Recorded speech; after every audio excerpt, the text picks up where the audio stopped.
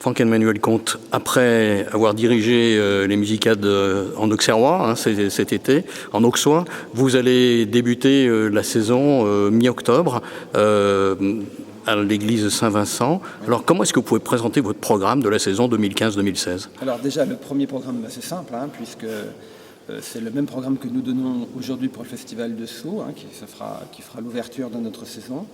Et puis alors, c'est une saison que nous avons inscrite sous le signe des constellations. C'est la thématique de saison. Enfin, c'est plutôt un repère poétique, une inspiration.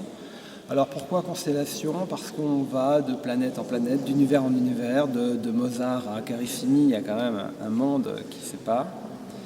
Et puis surtout, on travaille sur des nouvelles formes concertantes. Donc là, on est un peu dans l'inconnu, dans la création. Donc il y a ce côté un peu explorateur que j'aime bien, qui me passionne. Bon, d'abord à travers la musicologie, les partitions, mais aussi sur le travail entre spectateurs et artistes, sur la forme des concerts, sur l'échange. Toutes ces choses-là me semblent passionnantes et importantes à renouveler. Donc voilà, constellation, on voyage dans l'espace temporel, puisqu'on remonte jusqu'au début du XVIIe siècle, et dans l'espace géographique de l'Europe baroque, mais aussi dans le futur avec ces formes concertantes sur lesquelles on travaille avec toutes mes équipes. Avec un fil rouge qui vous guide aussi, c'est la remise au jour d'un certain nombre de partitions qui sont à Lyon. Oui, alors ça c'est un fil rouge depuis longtemps, depuis 10 ans. Chaque année, on présente des nouvelles partitions restituées à partir des fonds anciens de la bibliothèque municipale. Ça sera le cas cette année avec Carissimi. Carissimi, entre autres. Il y a aussi un concert découverte au mois d'avril, où là, ce sera plutôt le répertoire de musique de chambre qui sera proposé à la redécouverte.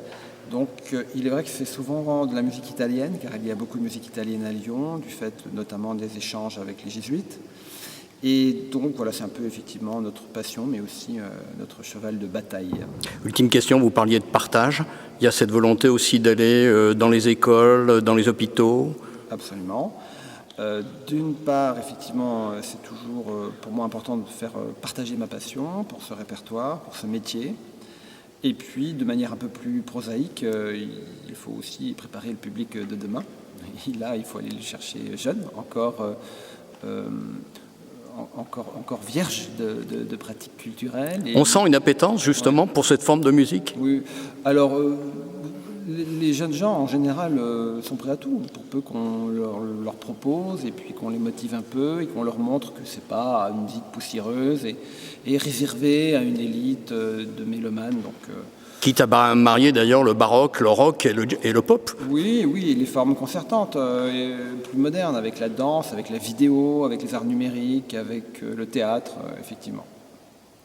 Tout est bon pour trouver le point d'entrée, le point d'écoute dans un répertoire qui leur paraît souvent un peu lointain, mais en fait c'est assez facile de les convertir, moi je trouve.